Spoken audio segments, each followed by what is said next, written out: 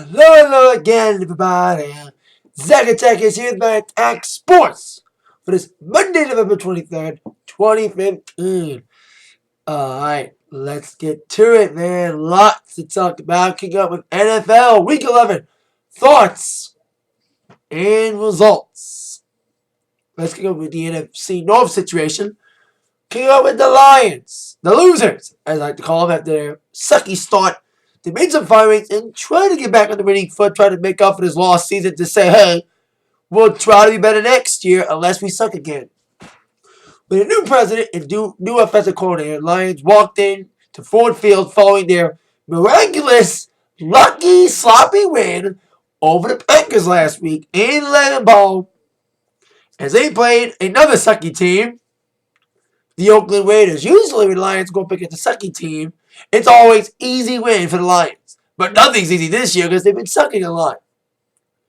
And he looked good early with a decent first drive, even though they scored field goals for the first half of the game. I was like, fuck, it's like the Packers game all over again. Only field goals in the first half. The Lions almost blew the lead when the Raiders scored in the first half of the third quarter.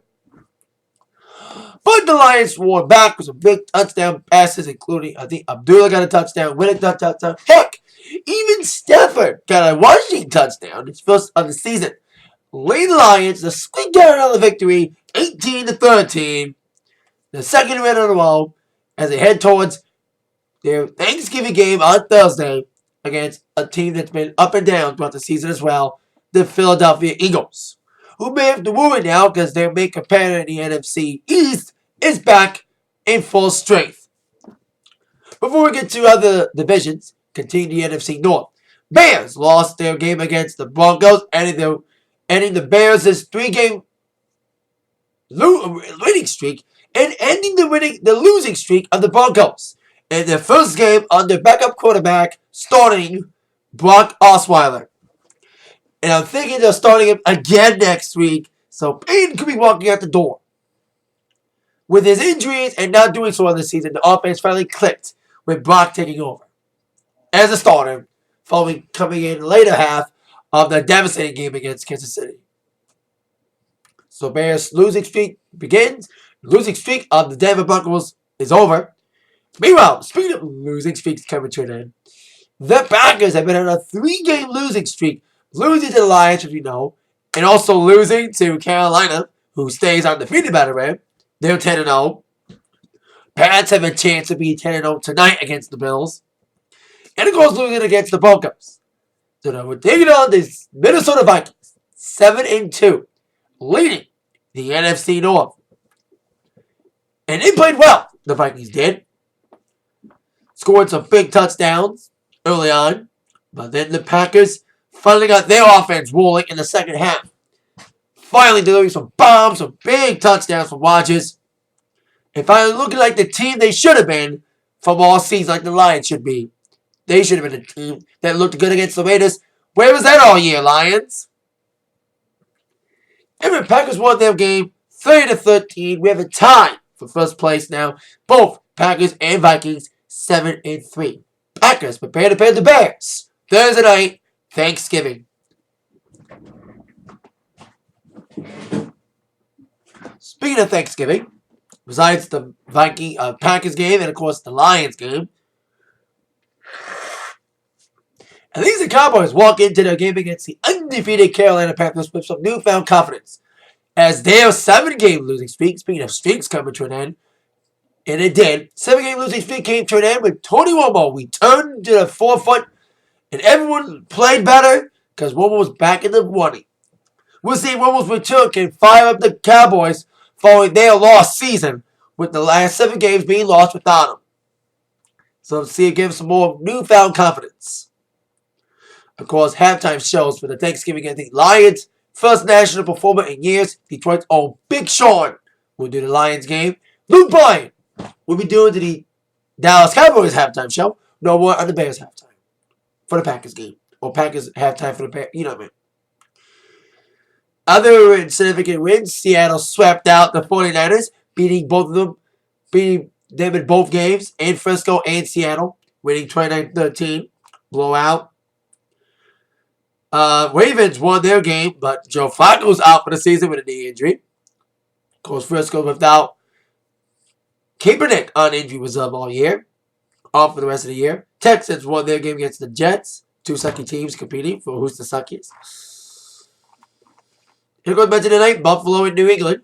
New England and Carolina, the only two teams left undefeated since the Bengals lost their first game. And they lost another game. Sunday Night Football against Arizona by 3 points. So downward spiral the Bengals begins to the happiness of everybody in AFC, including the Steelers.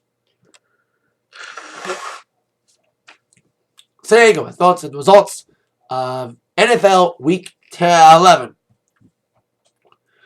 Now on to MMA. This weekend you had 2 events happening. One UFC event, one Bellator event. If you were to judge which one was better, I think by a close margin, Bellator was more consistent. They had much better fights because the UFC card sucked until the last 2 fights. So let's get to Bellator, shall we? Now, the first couple fights were okay. The first 2 fights were like, yeah. With light heavyweight fight to kick us off at Bellator with Guilherme Viana taking on Houston Alexander, stopped in the second round with Houston Alexander's nose being busted up early in the first and second round.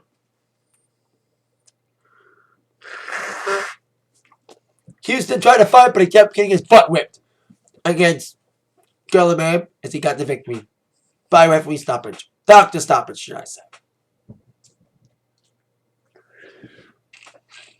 Second fight. You have in the welterweight division, Chidi Nugiani taking on Ricky Rainey. This fight was just okay. Decent action, not much excitement. One of my favorite phrases to use in MMA fights when it's not too exciting. It was an okay action, decent striking, decent takedowns, but it was a kind of a boring second fight with Chidi Nugiani getting the victory by unanimous decision. Last 3 fights were exciting. We had the featherweight division, Bubba Jenkins taking on Jordan Parsons. This was a very close and very intense fight. It was back and forth action. Both guys juggling for position. The first one was okay. The second round was all Bubba Jenkins with a bam kick to the chest of Jordan Parsons. He got a takedown and submission attempt. They dominated the second round, but Jenkins never got finished though in the second round. We thought after that kick from Jenkins, okay, he's gonna finish, but Jenkins couldn't finish. He's not used to finishing. So I think Jordan knew about momentum as he headed towards the third round, where he tried to have some good striking in the third round, but I think Jenkins got enough to suffice the split decision victory over Jordan Parsons. So there you go. Fun fight between these 2 guys. Then on co-main, Brandon Guts against Derek Campos. And when it was going to be a short fight, and it was, as Guts has been delivering knockouts to everybody. I saw the stats, and he delivered a knockout in all of his fights in less than a minute. It only took 30 seconds to knock the hell out of Derek Campos. Big punches knock him down to the ground. Boom. Big win for Brandon Guts in the lightweight division.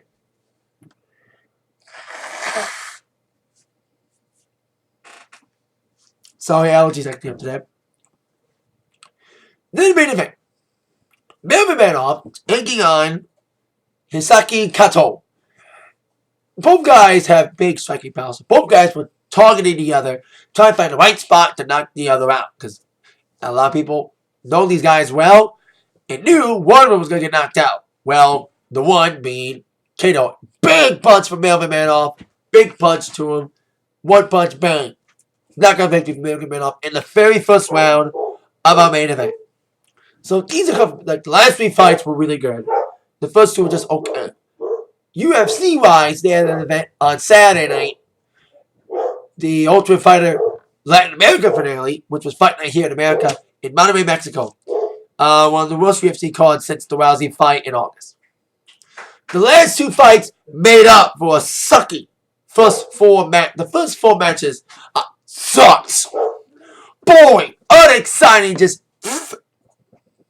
Leonardo Silva, Everett Escondido, lightweight, first fight. It was just Okay, so but not much action. Not necessarily. Leandro got the victory. Then our two Ultimate Fighter finals. We had Enrique Barzola taking on Horatio Gutierrez. I think Enrique was more powerful. He has striking down and, of course, takedowns down on Horatio. Really aggressive in that fight, which got him the victory. Not much decent action, not much excitement. Then we had Eric Montaño taking on Enrique Marine in the welterweight final. It was split decision, and it was just okay. It was so boring, I fell asleep doing it. Then Henry Cejudo against Yuji Formiga flyweight. This was like a number one contenders fight. I hate watching number one contenders fights sometimes because the guy who wins the fight to become number one contender doesn't deserve it because his performance sucked. This was an example. Henry Cejudo does not deserve to fight Mighty Mouse Johnson. He'll get his butt whipped like all the rest. Because Johnson's got no competition. He's the least liked champion because his fights have been unexciting.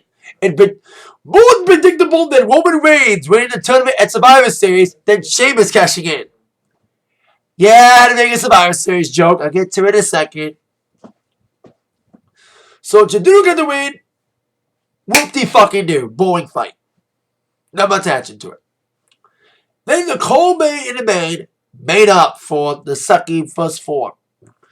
With Ricardo Lamas taking on Diego Sanchez in a fun fight. Really good striking. Very, very exciting. Good answer delivered by both guys. Diego tried his best, which will take down and stuff, but Ricardo tried to get back in the featherweight game. He was a contender at one point for the featherweight title. Tried to prove he needs to be the next guy in line to take on the winner of the very anticipated featherweight title fight between Aldo and McGregor in a few weeks. With Ricardo getting the victory by the end of his decision against Diego in a decent, fun co-main. It was very bloody. I think both guys were bloodied up. Big shots, big elbows for both guys. Bleeding the other. Then our main event, Neil Magny taking on Calvin Gastelum. This was a very tough main event. Both guys jogging for positions. Submission attempts for both guys. Great takedown, great methodical striking. Just a great, exciting main event, especially make up for the lack of a great undercard. Like I mentioned, the first four fights were kind of boring. The co-main main kind of saved this event.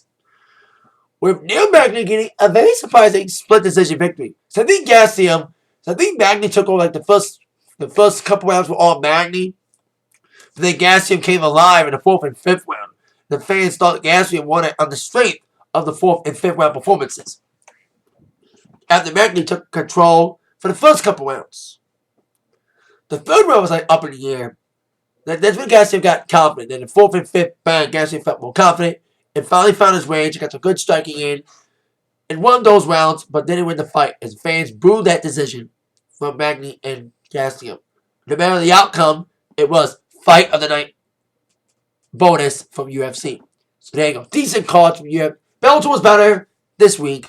But we'll see what happens next week when UFC is on Fight Pass. I won't be able to watch it because I don't buy Fight Pass because they don't stream their pay-per-views like WWE does on the network. Now on to some interesting wrestling news involving a retirement or a rumored retirement that is not true and an injury. There was reports going around that Awesome Kong from TNA, aka Kama, WWE name, was retiring. There was a statement released in Japan. She was fighting in Japan. And she got hurt during the match that led to her reportedly retiring. Like I said, over the weekend, a report announced that she would be retiring from wrestling after a doctor advised her to give it up due to health issues. However, according to a website, ProWrestlingSheet.com, they were told that's not the case. Sources close to Awesome Kong say that her contract with TNA ends in January. If she's not happy with any deal offered by TNA, she may hang up her boots and start working a new career. But Kong's not retired yet. So there was a lot of rumors about her retirement, but they were falsely reported as of now. So Kong's still wrestling for now. Meanwhile, WWE suffered another major blow. People getting injured like crazy. Orton got injured. Cena's off for a reality show, of course, the biggest one. Wallen's getting injured. But we got another major injury. Cesaro's now injured. He injured his shoulder. A torn tendon in his rotator cuff. His left rotator cuff. He was scheduled to be in the Survivor Series traditional match last night, but Goldust took his spot, from what I've heard. There was reports of Cesaro getting an injury and trying to avoid surgery. And he was hoping his rehab would fix the issue and work it through the injury, but he got a call from the doctor notifying he needs to have surgery. He just had it today. He'll be out for up to 6 months, 4 to 6 months. He released a statement at WWE.com saying that I just want to come back as soon as possible. I felt I was building a lot of momentum. And he was doing good with feuds against Owens and great showing in the tournament for the title. And that was thanks to the fans. I really appreciate the support I've gotten and felt that Cesaro's section is finally rising and becoming undeniable. Then, of course, this happens. It's funny because I'm having a surgery today. We are in Nashville, where the Cesaro section started. I will be there in spirit. I want to keep up this momentum when I return. I'm sure the section will still be there. Hopefully it will be. Big setback for Cesaro. First, his partner got injured, and he got left behind and trying to make up for it with a fledgling solo career. Now he's out too. But by the time he comes back, Tyson might be back too. So hopefully Cesaro can regain momentum and not get booed when he comes back from injury like Roman Reigns did. So I think Roman Reigns, he had so much momentum on his side that he got injured and came back and got booed at the Rumble. That leads to our post-Survivor Series War preview for the night. A lot of debates about Survivor Series and its ending. There's people that hate Sheamus but love the fact Roman lost. I'll get to all that in a second. Let's get down to the top 5 questions that will and must be answered tonight on Monday Night Raw. Question number 5. What's next for Wyatt after losing to Taker last night? I said my Survivor Series review last night. I love the Wyatt, I love Taker, but I think Wyatt should have gone over. You know, every time Wyatt's in a big feud, he ends up losing a competent match. Lost against Reigns, lost against Ambrose, now he lost against Taker. And they're getting so much momentum, but they kept losing the big matches when they need to win. You know, the booking's been inconsistent. They look good, but they lose. They become foils, just foils to the good guys to beat up. That's all they end up being. They played that same role in the Ambrose feud and Reigns. And they played the same role in the feud against Taker and Kane. See, they really bounced back from this inconsistent booking and finally become the dominant force they need to be, like New Day. Question number 4. What's next for the Divas division? Sasha fucking Banks, please. Like I said, maybe a lot of people may hate me because I kind of rated the Divas Championship a little bit too high. Looking back on it, it was kind of a sloppy match. You know, it was some decent action, but I even said in my review, it's not NXT quality yet. They're trying. At least they are. I'm saying this right now. Sasha Banks, once again, needs to happen. I said in my Survivor Series review, my bold prediction. Sasha Charlotte needs to take place at a big event. WrestleMania, anybody? Especially now with WrestleMania 32 not looking good, with a lot of people out, and Sheamus is world champion. So, they need someone on the undercard to really distract us from a possible Sheamus Reigns match. Let's move on, shall we? To question number 3. What's next for the tag team titles? Now, the traditional Survivor Series matches, yes, we finally had them. We had 2 of them, but they were poorly booked. Not much build-up because, I said this, WWE took too much time and effort on their tournament for the championship to really focus on the other card and letting it fucking die and not having it properly promoted. Really bad booking at WWE not to book the other card strong enough to really want us to watch the Survivor Series matches, and they were both kind of sloppy. First match, you knew who was going to win. It was like Jobber Heroes against the good guy here, bad guys. Did no team favors. Then the second one, New Day kind of copped out after Big E got eliminated, which was shocking. So, I think Usos will probably challenge New Day for tag titles at TLC. I also feel that Dudley Boy should take on Ascension in the tables match at TLC. Needs to fucking happen too. Speaking of TLC, will there be any matches named for TLC? Probably the Roman Reigns rematch will be named tonight. Probably the tag team title match and maybe some TLC. And maybe we'll probably get a pre-show match announced before the pre-show happens. Unlike last time when the pre-show match was last minute. and hastily prepared. And now, on with question number 1. Sheamus and Reigns. Now, we all hate Reigns being shoved down our throat, being the next John Cena, Super Reigns, as I like to call him now. But some people didn't like the ending of Sheamus going to cash in Money to Bank and no major heel turn. We didn't get a heel turn from Ambrose or Reigns like we expected, which was sad in itself. I'd rather have seen Ambrose turn heel or Reigns turn heel instead of Sheamus coming out and join the Authority. Not the way to win back your fans and get back in the ratings game, WWE. Bad move, guys. Especially with a lot of guys getting injured. Now it's like you should be pushing Owens. No, you're pushing Sheamus. He does look stupid as shape and looks stupid as he's an okay wrestler, but come on, man. He's been stuck in the mid-card. Mid-card for life, basically. Basically gave me a mid-card or a championship that he won back in 2009.